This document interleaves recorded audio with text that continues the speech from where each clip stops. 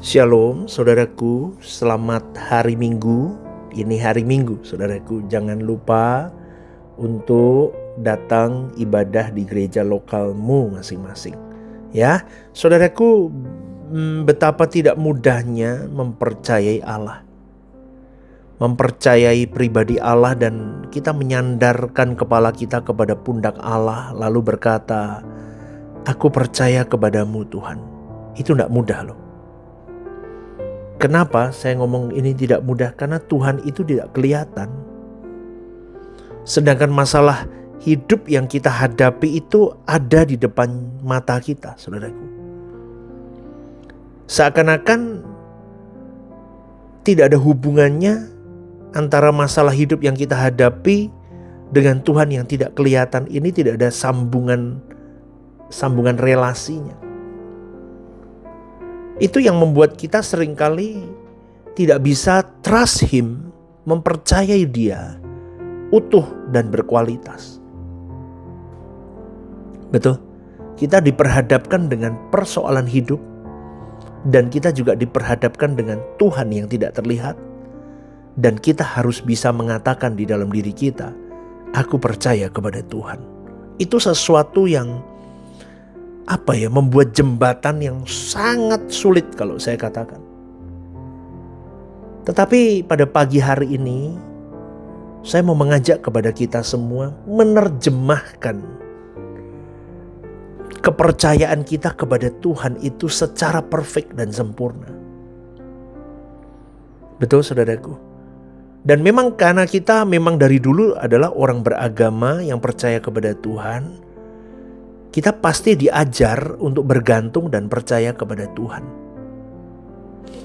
Betul? Dan kita diajar untuk menerjemahkan kalimat aku percaya kepadamu di dalam konkret hidup kita. Walaupun sebetulnya kita kadang masih belum percaya. Masih kurang percaya. Bahkan tidak percaya sama sekali. Betul saudaraku.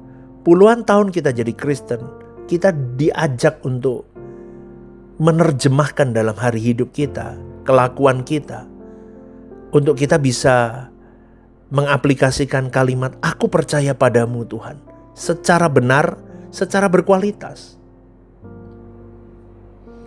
Ingat ya, Injil Markus 4 ayat 35-41, kisah tentang angin ribut yang diredakan Tuhan Yesus. Kita mau belajar ya. Coba kalimatnya begini. Pada hari itu, waktu hari sudah petang, Yesus berkata kepada mereka, marilah kita bertolak ke seberang. Mereka meninggalkan orang banyak itu lalu bertolak dan membawa Yesus beserta dengan mereka di dalam perahu di mana Yesus telah duduk, dan perahu-perahu lain juga menyertai Dia. Lalu mengamuklah taufan yang sangat dahsyat, dan ombak menyembur masuk ke dalam perahu, sehingga perahu itu mulai penuh dengan air. Pada waktu itu Yesus sedang tidur di buritan di sebuah tilam.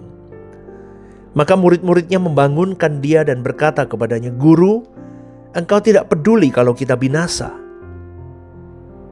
Ia pun bangun, menghardik angin itu dan berkata kepada danau itu, diam, tenanglah. Lalu angin itu reda dan danau itu menjadi teduh. Lalu Ia berkata kepada mereka, mengapa kamu begitu takut? Mengapa kamu tidak percaya?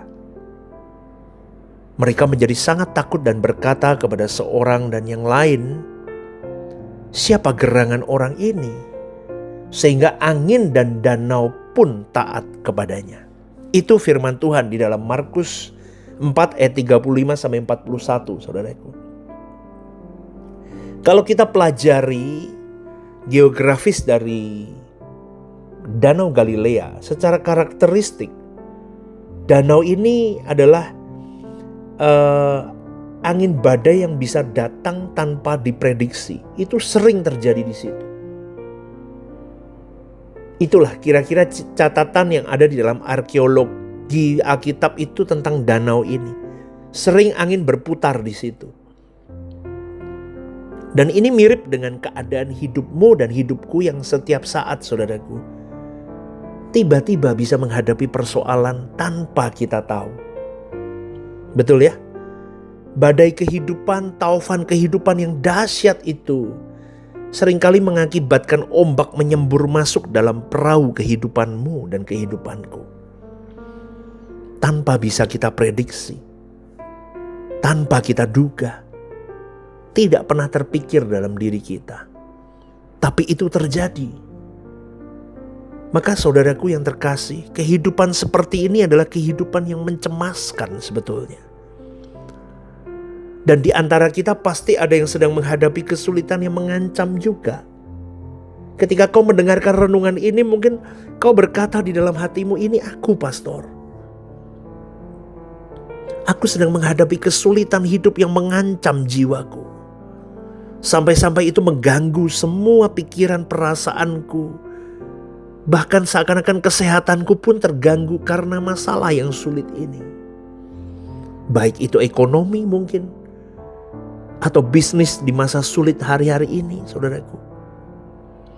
Atau masalah keluarga yang tidak kunjung usai, bahkan semakin memburuk. Dan masih banyak lagi lainnya. Dan semuanya itu bisa merenggut damai sejahteramu. Kalau boleh dikatakan saudaraku, secara tidak berlebihan, manusia wajarnya memang menghadapi keadaan-keadaan seperti ini. Maksudnya apa pastor ngomong begitu? Saya cuma mau ngomong sama Anda yang sedang pusing dengan masalah hidup. Dengerin baik-baik. Jangan bermimpi untuk hidup bebas dari masalah. Amin saudaraku. Tidak akan mungkin Anda bebas dari masalah. Karena sejatinya, saudaraku, saya boleh katakan begini. Ketenangan hidup itu malah bisa membahayakan jiwamu. Seringkali orang percaya yang mau naik level itu seperti diacak-acak oleh Tuhan, saudaraku. Seperti terinjak-injak, sudah jatuh, tertimpa tangga, tertimpa bata, mungkin kalau bisa tertimpa pagar besi sekalian. Itu saya gambarkan begitu, saudaraku. Dan ini bukan hanya teori loh. Mungkin kalian yang mendengarkan ini dan berkata, yes pastor, aku sudah pernah mengalaminya. Anda pasti tahu maksud saya dengan kalimat ini. Tetapi dengar saudaraku yang terkasih di dalam Tuhan. Keadaan-keadaan sulit yang kau alami, yang seakan-akan sampai membusukkan tulangmu, membuat hatimu kecut dan perih seakan-akan. Itu yang akan membuatmu bisa memandang Tuhan, menatap Tuhan, mempercayai Tuhan, memeluk Tuhan, dan hanya berharap kepada Dia. Hanya Dia, betul. Yes, hanya Dia. Kondisi yang sangat baik untuk menggiring kita semakin mau tidak mau melekat kepada Dia. Itu kondisi terbaik untuk membawamu dan membawaku semakin kita digiring kepada kekekalan yang benar. Kita semakin putus asa dengan hidup ini, tapi kita semakin berharap di dalam Tuhan. Putus asa hidup bukan putus asa dengan keadaan seakan-akan gagal begitu, enggak, tapi putus asa dengan dunia. Kamu berharap dengan si A untuk bisa membantumu, ternyata si A tidak bisa membantumu. Kau berharap dengan si B tidak bisa membantumu. Kau berharap dengan si C pun tidak bisa membantumu. Kamu berharap dengan barang ini, barang itu pun tidak bisa menolongmu. Sampai kau akhirnya berkata, ternyata hanya Tuhan jalan keluarku. Kadang itu cara Tuhan menggiringmu dan menggiringku kepada kekekalan. Mungkin Anda yang mendengar renungan ini berkata di dalam hatimu, boro-boro mikirin Tuhan. Mikirin rumah tanggaku itu loh pastor, aku udah pusing mau pecah kepalaku. Boro-boro mikirin Tuhan. Aku mau duduk aja gak bisa pastor, sakitnya minta ampun tubuhku. Mungkin Anda bisa ngomong begitu.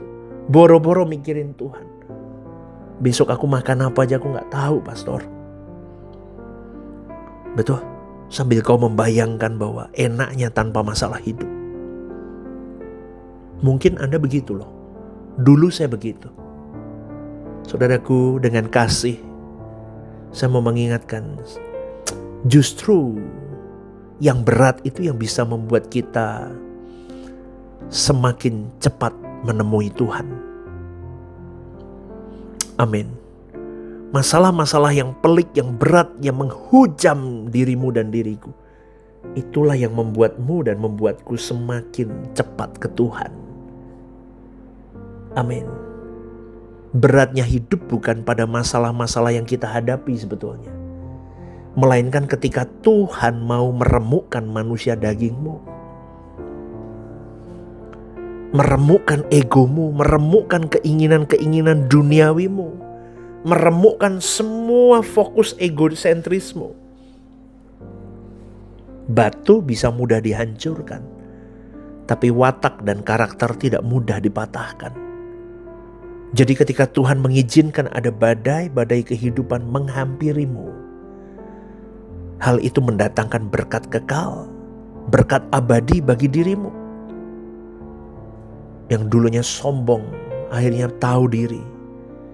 Aku gak bisa apa-apa ternyata menghadapi badai ini tanpa Tuhan. Orang tuh kan begitu, kalau punya duit dikit atau pangkat dikit, sombongnya ampun. Betul saudaraku, kok pastor ngomong begitu? Loh, saya kan begitu dulu. Wah, sombongnya. Sombong saudaraku, itu yang saya sebut dengan sakit jiwa. Orang kan masih banyak yang sakit jiwa. Bukan sakit jiwa masuk rumah sakit jiwa, enggak. Maksud saya jiwanya masih belum benar, batinnya masih belum benar, rohnya belum benar soalnya. Belum menemukan kecantikan roh yang akan merubah kecantikan batin dan merubah kecantikan jiwa orang itu. Maka orang itu jiwanya sakit karena rohnya masih lemah. Rohnya belum diperbaharui setiap saat oleh Tuhan. Karena orang itu tidak mau menggarapnya. Maka dengan renungan-renungan seperti ini, saudaraku, secara tidak langsung akan menggarap rohmu. Akan mengubah, yang akhirnya akan mengubah karaktermu, watakmu, fokus hidupmu, ucapan-ucapanmu, tingkah lakumu. Karena masih banyak yang sakit jiwa. Ayo segera berubah, segera berobat ke Tuhan, supaya jiwa kita sehat. Jangan sakit jiwa, saudaraku. Di gereja masih banyak orang sakit jiwa. Betul. Trauma pelayanan, trauma dengan hamba Tuhan, trauma dengan ini dan itu, trauma menolong pekerjaan Tuhan, trauma ambil bagian pekerjaan Tuhan, trauma memberkati pekerjaan Tuhan, trauma. Masih banyak yang sakit jiwa. Kenapa? Karena rohnya belum sembuh, belum didewasakan, belum. Masih tentang aku dan aku kembalinya. Makanya kalau di dalam pelayanan roh orang-orang itu sudah dewasa dan matang di dalam Tuhan, tidak ada ribut-ribut. Gereja hari ini kan masih banyak ribut-ribut di dalamnya. Nanti pelayanan merasa diperalat, ada yang begitu ngambek. Nanti ada yang merasa diperbudak, ngambek. Nanti ada yang merasa gak cocok dengan pemimpinnya, ngambek. Nanti ada yang merasa harga dirinya terinjak, ngambek. Itu kan orang sakit jiwa semua, saudaraku. Kalau enggak kan gak perlu begitu. Katanya buat Tuhan. Tapi kok marah, kok ditinggalin. Nah, ini coba di pertanyaan-pertanyaan begini ini yang sebetulnya di watak, karakter, inner terdalam kita itu belum sembuh. Daging kita belum diremukkan. Gitu loh saudaraku. Itu yang mau saya ajak kepada kita semua untuk yuk. Kenapa pastor ngomong begitu? Loh, saya juga begitu dulu. Pelayanan ngambek keluar dari gereja. Dulu saya begitu juga sama. Sekarang saya sadar. Oh, ternyata dulu itu aku sakit jiwa ya. Saya sadar. Punya masalah, terus jadi cemas, takut. Lihat kehidupan cemas, takut, khawatir. Gak bisa bobo, gak bisa tidur.